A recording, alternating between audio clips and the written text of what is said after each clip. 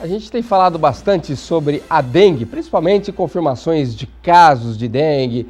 Houve já uma morte já oficializada por causa da doença, enfim.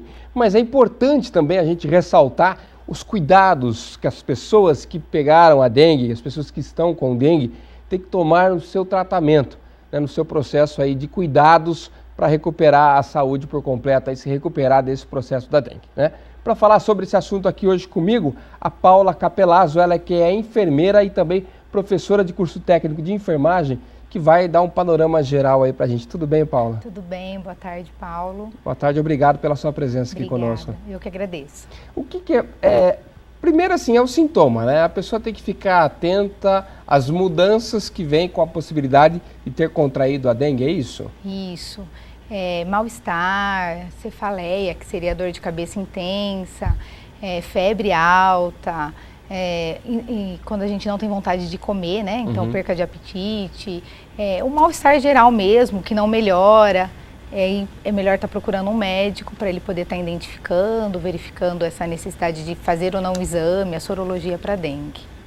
O que acontece, a gente até trouxe a Paula para falar um pouquinho sobre isso, é que naturalmente, na situação que a cidade está, acabam vindo os mitos, os boatos, né, a série de coisas em cima da dengue. Primeiro falando dos sintomas, essa febre, por exemplo, há quem diga que a febre da dengue é uma febre que não passa. Você toma um antitérmico, em pouco tempo ela volta e ela é uma febre que ela tem uma insistência, uma permanência muito alta.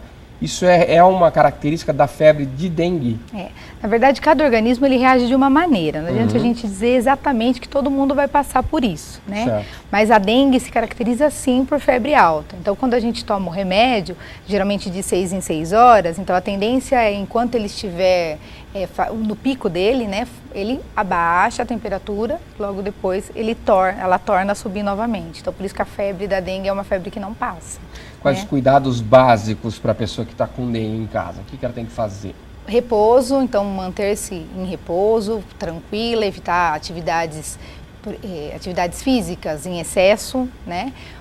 Se alimentar de uma maneira regular, então mesmo que não tenha vontade de comer, pela perca de apetite, tentar se alimentar de 3 em 3 horas, fazer uma alimentação mais leve, comer um pouquinho menos, então uma quantidade menor, mas de 3 em 3 horas, e muito líquido, ingestão de muito líquido, é muito importante. Líquido, chá, sucos e a água mesmo. Existe uma quantidade recomendada, porque muito líquido, às vezes a pessoa toma uma xicrinha por dia. Então, se ela tomar um copinho, passa a ser muito para ela, né? Tem uma medida mais ou menos que a gente consegue falar, não, é de tantos a tantos litros, por exemplo? Na verdade, o ideal é que se consuma 2 litros de água, né, por dia. Então, isso normalmente, né? Então, com a dengue, aumentar ainda mais, né? Coloca uma garrafinha de água ali do lado, tá assistindo a TV, tá em repouso e tá ingerindo líquido. Agora, o pessoal tem muito problema com medicação, que acho que pelo mal-estar causado pela doença, dor no corpo, a pessoa tem a tendência de querer um remédio. Isso é um problema, não é? É um problema. E qualquer remédio, de repente, que eu tenho em casa, ou só aquele que passa a minha dor de cabeça, né? É um problema. Então, sempre procurar um médico para ele estar dizendo, é dengue e você precisa tomar esse ou esse remédio. Geralmente, o que a gente tem que é mais comercializado é o dipirona e o paracetamol, né? Que são remédios que até então foram comprovados que não fazem mal. Quais são os problemas? Tem algumas fórmulas que não são indicadas, né? Inclusive, nas próprias propagandas dos remédios, ele diz, há contraindicação no final, que são aqueles da família das aspirinas, AS, é isso? Na verdade, o que acontece? A dengue, ela dificulta na coagulação, tá? Então, quando você está identificado como dengue, um dos primeiros exames que a gente faz é o exame de plaquetas, e sempre vai dar um nível abaixo, muitas vezes. Então, se eu tomar um medicamento que vai dificultar a minha coagulação, o meu nível de plaquetas vai cair ainda mais. Então, por isso que evita-se para tomar qualquer outro tipo de remédio que faça essa função, que tenha essa função no organismo. Dipirona e o paracetamol já não causam isso, então por isso são indicados. Tem algumas restrições com alimentos também? Então, com alimentos a gente vê vários blogs, sites ou o próprio vizinho, né, indicando. é sempre ideal, de repente, novamente, um médico, um nutricionista para estar orientando. Nada é comprovado cientificamente. Então, tudo que você for procurar é tudo empírico, né? Não diz que realmente foi comprovado cientificamente e faz efeito. Mas é lógico, várias dicas e várias receitas, acho que dá para ser adotada assim. O que ele fala? Que você tem que ingerir bastante proteína, vitaminas, minerais, a vitamina A, a vitamina E, a vitamina C são importantes, tá? Então, alimentos ricos nessas substâncias, eu acho que eles devem ser ingeridos. Por exemplo, o inhame, né, que muita gente está falando aí. O inhame é um depurativo. Então, ele é importante, às vezes, quando você já contraiu, você já está com a dengue, é importante você estar usando o inhame, porque ele vai ajudar na depuração do sangue, limpar o sangue. Mas não é nada comprovado cientificamente. Agora, uma pergunta engraçada, né? Tem gente tomando inhame sem ter a dengue, como forma preventiva. É mito isso, né? Então, por ele ser depurativo, muita gente está acreditando que não vai ter perigo se o mosquito me picar, não vai ter esse risco de eu contrair. Nada comprovado cientificamente. É algo que foi criado aí por alguém e aí saiu. O inhame acho que nunca fez tanto sucesso, né? Quem nunca ouviu falar de inhame, agora está com vendendo no supermercado. Aí, tá certo. Agora, existe, por exemplo, uva, batata, alguns alimentos que são menos indicados também, tem isso? Tem na questão, quando fala da alimentação, é por conta disso mesmo, das plaquetas. Aqueles que diminuem, né, a gente fala da plaquetopenia, né, que é o nome científico utilizado.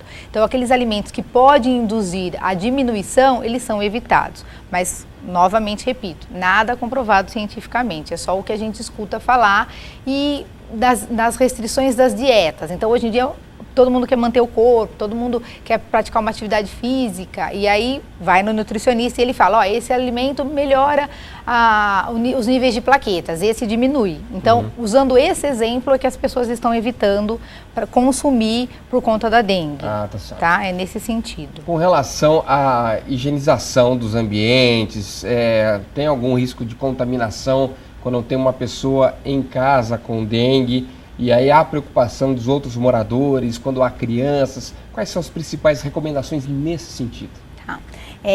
Na verdade, em questão do ambiente, eu acho que esse é uma precaução, deveria ser a primeira, no sentido, por quê? Quando a gente tem muita coisa acumulada, acumula sujeira, água parada. Hoje a gente sabe que o mosquito, ele se prolifera em água limpa. Mas já existe alguns estudos dizendo que ele está se proliferando também em água suja, desde que ela esteja parada.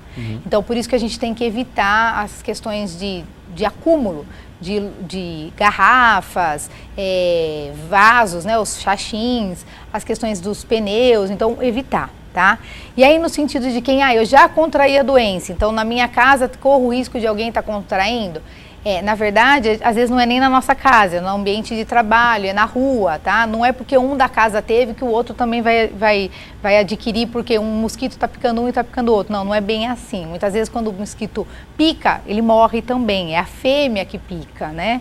Então nem sempre o mesmo mosquito vai picar as duas pessoas. Então assim, o que a gente tem que tomar cuidado mesmo é na questão da limpeza para evitar água parada. É isso que a gente tem que evitar, tá? Bebês, crianças pequenas requerem aí uma atenção especial? Sim, porque muitas vezes eles não falam, né? E eles são são extremos de idades que a gente fala. E aí a recuperação dele vai ser um pouquinho mais lenta, ele vai sofrer um pouquinho mais. Então, o que precisa? As mães precisam observar irritabilidade, criança chorosa, a febre, a inapetência, a não vontade de se alimentar. Então, é importante observar tudo isso. E caso isso não melhore ou permaneça por um tempo aí mesmo, levou no médico, medicou e não melhorou, volta para o médico novamente para ver quais as indicações, o que pode ser feito. Você comentou que depende muito o sintoma de pessoa para pessoa, como aquele exemplo da febre que eu te perguntei. Mas a gente sabe que vômito e diarreia sempre foram sintomas da dengue. Pode variar isso também de pessoa para variar. pessoa ou é um sintoma clássico? Não, pode variar. Vômito é realmente febre, os sintomas da dengue, mas existem pessoas que talvez não desenvolvam o vômito ou não desenvolvam a febre, ela se mantém, mas com o remédio consegue diminuir um pouco, e aí demora um pouco mais para reaparecer. Então, assim, nem sempre, vai depender muito do organismo. Hoje, até por conta de medicamentos que nós utilizamos de maneira errada, não é todo organismo que reage da mesma maneira, tá? Então vai depender muito mesmo. O soro caseiro, aquele soro usado normalmente quando a pessoa tem uma desidratação, é uma boa? É uma boa. Líquidos, água, suco, chás e o soro caseiro, eles são recomendados. Tanto o soro comprado em farmácia, como o soro realizado em casa.